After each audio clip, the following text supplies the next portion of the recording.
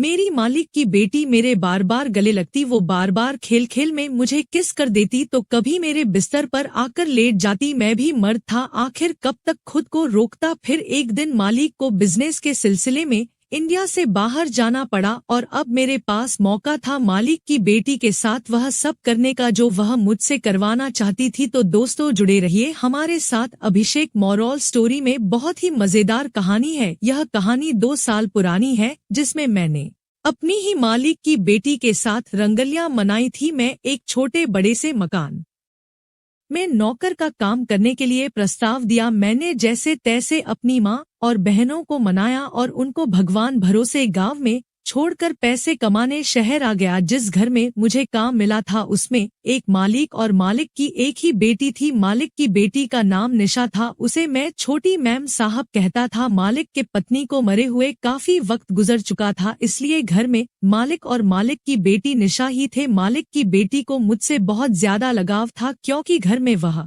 सिर्फ अकेली रहती थी और जब हमें समय मिलता तो हम खेल भी लिया करते थे। निशा मेरे साथ बहुत ज्यादा खुश रहती थी, वह हमेशा ही मुझे अपना दोस्त माना करती थी। वह बेहद खूबसूरत थी, उसकी मासूमियत और चंचलता उसकी खूबसूरती में 4 चांद लगाते थे। दिखने में तो मैं भी एक खूबसूरत नौजवान था, लेकिन कभी कभी वह उस तरह की हरकतें करती कि मैं कुछ समझ नहीं पाता था। वह रात को अक्सर मेरे कमरे में आ जाया करती और मेरे साथ खूब हंसी मजाक करती। मुझे भी उसके साथ हंसी मजाक करना बहुत अच्छा लगता था। वह बहुत ही शरारती थी और उसका बदन एकदम भरा हुआ था। अब मुझे उनके यहाँ काम करते हुए 4 साल हो चुके थे और मैं 24 साल का हो चुका था। निशा भी एक खूबसूरत जवान लड़की बन चुकी थी, वह मेरी ही हम उम्र थी। मैं समय समय पर अपने गांव में माँ के पास रुपया भी भेज दिया करता था। सब कुछ ठीक ठाक चल रहा था, पर अब मेरी जवानी की दस्तक ने मेरी आने वाली पूरी जिंदगी ही बदल दी। मैंने कभी लड़की के स्पर्श को महसूस नहीं किया था, हालांकि उन सारे कामों का सारा ज्ञान मेरे दिलो दिमाग में बसा हुआ था। एक रात को छोटी मैम साहब मेरे कमरे में आई और बातों ही बातों में मुझसे लिपट गई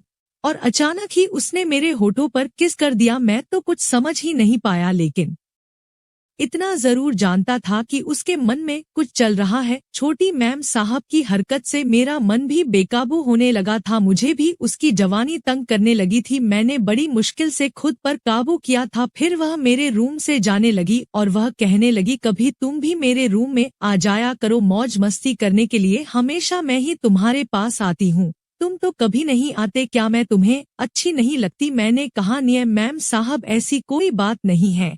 दरअसल मेरा तुम्हारे कमरे में आना शायद बड़ी मालिक को अच्छा ना लगे। तो वह झट से बोली, देखो, सबसे पहले तो मुझे मैम साहब कहना बंद करो, मुझे सिर्फ तुम निशा कहा करो। रही बात पापा की, तो वह तुमसे कुछ नहीं कहेंगे, वह तुम्हें बहुत पसंद करते हैं। मैंने कहा, ठीक है, मैं आगे से ध्यान रखूंगा। वैसे तो मालिक ने मुझे निशा के साथ खेलने से कभी नहीं रोका था और ना ही उससे बात करने से कभी मना किया था, शायद इसलिए कि वह घर पर अकेली थी, उसका कोई बहन भाई नहीं था और ना ही उसके माँ थे, इसलिए वह अपनी बेटी से बेहद प्यार करते थे। लेकिन फिर भी मैं तो एक नौकर था, बस यही सोचकर अपनी हद में रहा करता था। अगले दिन निशा ने रात को मुझे अपने कमरे में बुला लिया और कहने लगी, चलो लूडो खेलते हैं।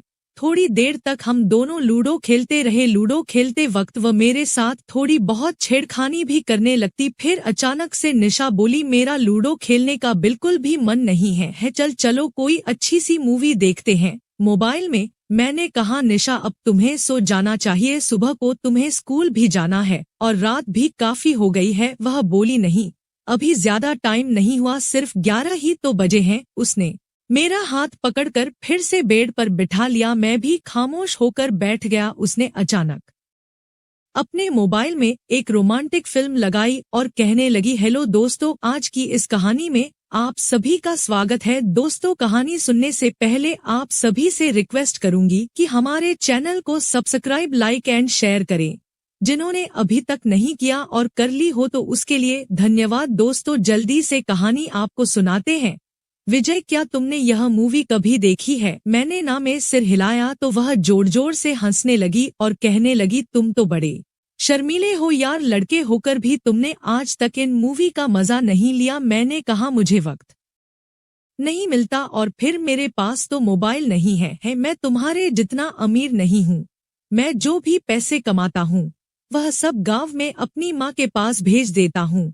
निशा ने बोले कोई बात नहीं, तुम टेंशन मत लो, आज तुम्हें मैं यह मूवी दिखाऊंगी। अब मैं समझ गया था कि वह क्या चाहती है। मेरा खुद पर काबू पाना बहुत मुश्किल हो रहा था। मेरा दिल निशा को अपनी बाहों में लेने के लिए मचल रहा था, लेकिन मालिक की डर की वजह से मैं वहां ज्यादा देर तक रुका नहीं। मैंने सोने का बहाना किया और उसके रूम से बाहर आ गया और मैं अपने रूम में आकर अपने मन में सोचने लगा कि आज तो कुछ गड़बड़ हो जाती, लेकिन मैंने खुद को संभाल लिया और अपने मन को भी बहला फुसलाकर समझा दिया। पर मैंने अपने मन में सोच लिया था कि जब भी मुझे मौका मिलेगा तो मैं फायदा जरूर उठाऊंगा, और अब मैं मौके की तलाश में था क्योंकि मेरे दिल पर काबू कर पाना बहुत मुश्किल हो रहा था। मैम साहब ने जो आग भड़का दी थी अब ठंडी भी वही करेगी। उस रात मुझे बड़ी मुश्किल से नींद आई थी। एक दिन मेरा मालिक 2 महीने के लिए अपने किसी काम से इंडिया से बाहर गई हुई थी और इस बीच अब घर में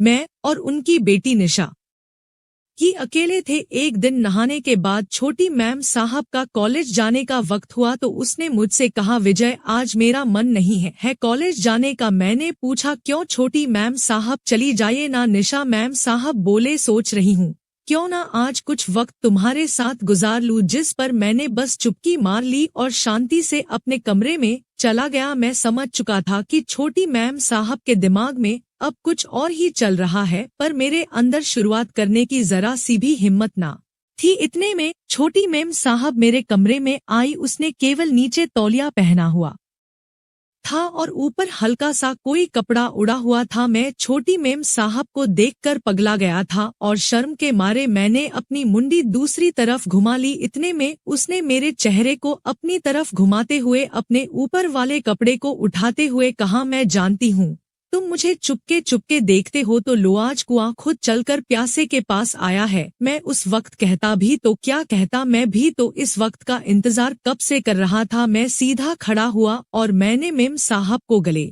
से लगा लिया। मैंने निशा से कहा, इस दिन का मुझे बड़ी बेसब्र से इंतजार था। तो निशा बोली, फिर मुझसे इतना दूर दूर क्यों भागते थे? मैंने कहा, मुझ में हिम्मत नहीं थी फैल करने की। मैं ठहरा तुम्हारा नौकर, लेकिन आज मैं तुम्हारी खूबसूरती को निहारना चाहता हूँ। आज तो वह कयामत लग रही थी, वह बेहद खूबसूरत लग रही थी और मैं उसे निहारे जा रहा था। मैंने उसे अपनी बाहों में भर लिया और उस दिन मैंने निशा पर खूब प्यार लुटाया। यह सिलसिला लगभग 1 महीने तक चला था। 1 महीने तक मैं हर रोज निशा को इसी तरह प्यार करता था। हम लोग ना दिन देखते थे ना रात, हम दोनों